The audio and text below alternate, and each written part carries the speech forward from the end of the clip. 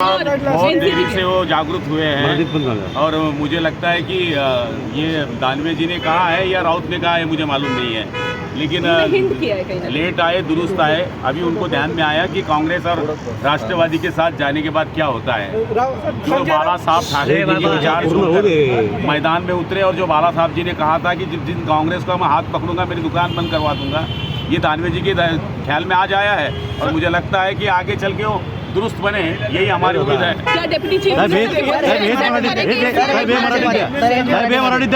दानवेजींच्या सांगितल्याप्रमाणे मला तरी असं वाटतं की बाळासाहेबांनी सांगितलं होतं की ज्या दिवशी मी काँग्रेसची युती करेल त्या दिवशी मी माझं दुकान बंद करेल, पण आता लेट आले दुरुस्त आले असं म्हणावं लागेल।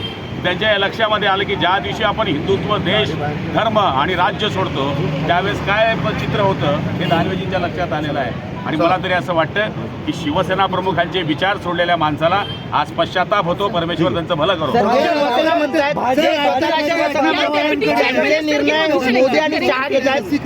जे शिवसेना स्वतःला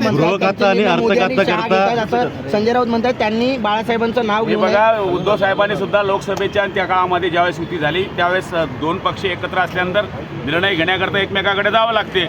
हे गोपीनाथ मुंडे साहेबांपासून तर प्रमोद महाजनांपासून ते बाळासाहेबांकडे यायचे निर्णय व्हायचे, एकमेकाकडे गेल्याशिवाय दोघं पक्षांचे निर्णय होऊ शकत नाही। हे बोलता येईना म्हणून काही अंगण वाकडा असा धंदा चाललाय। पर्सनल बोलायला लावा।